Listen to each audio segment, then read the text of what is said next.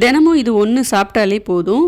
அழகுக்கும் சரி ஆரோக்கியத்துக்கும் சரி எந்த வித பிரச்சனையும் இல்லாமல் இருக்கும். நம்ம உடம்புக்கு தேவையான எதிர்ப்பு சக்தியும் கிடைக்கும். இது என்ன ரெசிபி அப்படிங்கிறத வீடியோக்குள்ளே போய் பார்த்து தெரிஞ்சுக்கலாம். அதுக்கு முன்னாடி நம்ம சேனலை யாரும் சப்ஸ்கிரைப் பண்ணலாம், சப்ஸ்கிரைப் பண்ணிக்கோங்க. நிறைய ரெசிபிஸ் நீங்கள் டெய்லி தொடர்ந்து பார்க்கணும் அப்படின்னா இன்ஸ்டாகிராம் ஐடியும் டிஸ்கிரிப்ஷனில் கொடுத்துருக்கேன், செக் பண்ணி பாருங்கள். பிடிச்சிருந்ததுன்னா ஃபாலோ பண்ணிக்கோங்க. ப்ரெஷர் பேனில் தண்ணி ஊற்றி நல்லா கொதிச்சதுக்கப்புறம் மேலே இந்த மாதிரி ஒரு பாத்திரம் வச்சுட்டு நெல்லிக்காவை வச்சு வேக வச்சு எடுத்துக்க போகிறேன். 7 நெல்லிக்காய் எடுத்திருக்கேன். உங்களுக்கு எந்த அளவுக்கு நெல்லிக்காய் இருக்கோ அதுக்கு தகுந்த மாதிரி நீங்கள் எடுத்துக்கோங்க. இட்லி பாத்திரத்தில் கூட நீங்கள் வச்சு வேக வச்சு எடுத்துக்கலாம். ஒரு 10 நிமிஷம் மட்டும் போதும். நல்லா ஆவியில் வெந்ததுக்கப்புறம் இந்த மாதிரி வெடித்து வரும். போர்க் வச்சு இந்த மாதிரி குத்தி பாருங்கள், நல்லா வெந்திருக்கும். அதே மாதிரி வெடிப்பு வந்திருக்கு பார்த்தீங்களா. இப்போ நம்ம இதை எடுத்து அப்படியே ஆற வச்சிடலாம். நல்லா ஆறுனதுக்கப்புறம் விதையெல்லாம் எடுத்துட்டு இந்த சதப்பகுதியை மட்டும் மிக்ஸி ஜாரில் போட்டுக்கலாம். இதை நம்ம அரைக்க போகிறோம்.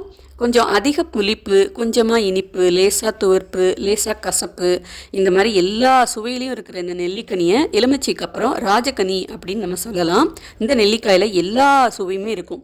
ஸோ இதை நம்ம சாப்பிட்றது மூலமாக நம்ம உடம்புக்கு தேவையான எதிர்ப்பு சக்தி எல்லாமே கிடைக்கும். உடம்பு ரொம்ப ஆரோக்கியமாகவும் இருக்கும்.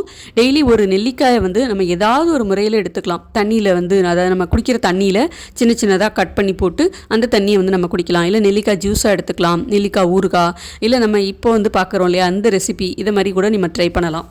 வேக வச்ச நெல்லிக்காவை நல்லா இந்த மாதிரி விழுதாக அரைச்சாச்சு. இப்போ ஒரு கடாயில் இந்த நெல்லிக்காய் விழுத போட்டு ஒரு 2 நிமிஷத்துக்கு நல்லா இந்த மாதிரி வதக்கி விட்டுக்கணும். ஏற்கனவே வேக வச்சு தான் எடுத்துருக்கோம். இப்போ ஒரு 2 நிமிஷம் மட்டும் நல்லா வதக்கிட்டு நெல்லிக்காய் விழுதாக எடுத்ததுக்கப்புறம் அளந்து வச்சுக்கோங்க. எந்த அளவுக்கு நெல்லிக்காய் விழுது இருக்கோ அதே அளவுக்கு வெல்லம் சேர்த்துக்கணும்.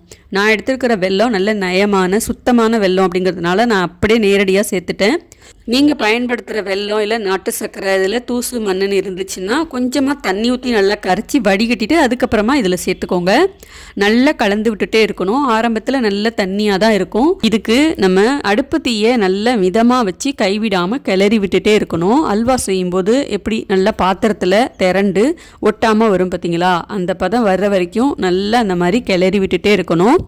கொஞ்சம் இந்த வெல்லம் நெல்லிக்காய் எல்லாம் ஒன்று சேர்ந்து லேசாக கெட்டிப்பட ஆரம்பிக்கும் போது ஒரு 1/2 ஸ்பூன் நெய் சேர்த்துக்கோங்க. நெய் சேர்த்துட்டு மறுபடியும் நல்லா கிளறி விட்டுட்டே இருங்க. அடுப்பு தீயை மிதமாகவே வச்சுக்கோங்க. எக்காரணத்தை கொண்டும் அடுப்பு தீயை கூட்டியே வச்சிடாதீங்க, இல்லைன்னா அடி பிடிச்சிரும். நல்லா அந்த மாதிரி ஓரத்தில் எடுத்து விட்டு கிளறி விட்டுட்டே இருக்கணும். மிளகு, ஜீரகம், சுக்கு இது எல்லாமே 1/2 ஸ்பூன் நல்லா தட்டி பொடி மாதிரி சேர்த்துக்கோங்க. இப்போது நல்லா கிளறி விட்டுட்டே இருந்தீங்கன்னா கொஞ்சம் கொஞ்சமாக கெட்டிப்பட ஆரம்பிக்கும். கொஞ்சமாக கையில் எடுத்து உருட்டி பாருங்கள். கையில் உருட்ட வந்துச்சு அப்படின்னா நமக்கு அது பதம் கரெக்டாக இருக்குது. அப்படி இல்லைன்னா இன்னும் கொஞ்சம் நேரம் நல்லா அந்த மாதிரி கிளறி விட்டுட்டே இருக்கணும். ஒரு ஸ்டேஜில் ஒட்டாமல் அந்த மாதிரி பாத்திரத்தில் திரண்டு வருது பார்த்தீங்களா, அப்போது இது என்ன பண்ணுங்கள், அடுப்பு தீயை ஆஃப் பண்ணிவிட்டு நல்லா ஆற வச்சுருங்க. ஆறுனதுக்கப்புறம் கையில் நெய் தடவிட்டு சின்ன சின்ன உருண்டையாக உருட்டிக்கலாம். குழந்தைங்கள்ட்ட கொடுத்தீங்கன்னா அழகாக சூப்பராக உருட்டிடுவாங்க. குழந்தைங்கள்லேருந்து பெரியவங்க வரைக்கும் எல்லாருமே சாப்பிடக்கூடிய ஆம்லா கேண்டி ரெடி. இது நம்ம ஒன்று சாப்பிட்டாலே போதும், எதிர்ப்பு சக்தியை அதிகமாக கொடுக்கும். எல்லாத்தையுமே உருட்டிட்டு இதுக்கு மேலே கொஞ்சமாக சக்கரை பொடி இருக்கு இல்லையா, அதை போட்டு நல்லா பெரட்டி ஒரு டப்பாவில் நீங்கள் ஸ்டோர் பண்ணி வச்சுக்கலாம். தேவைப்பட்டால் நீங்கள் இதில் சக்கரை பொடியை போட்டு பெரட்டிக்கலாம். அப்படி இல்லைன்னா நீங்கள் அப்படியே கூட வச்சுக்கலாம். ரொம்பவே நல்லாயிருக்கும். ரொம்ப நாள் வரைக்கும் கெட்டு போகாது. ட்ரை பண்ணி பாருங்கள்.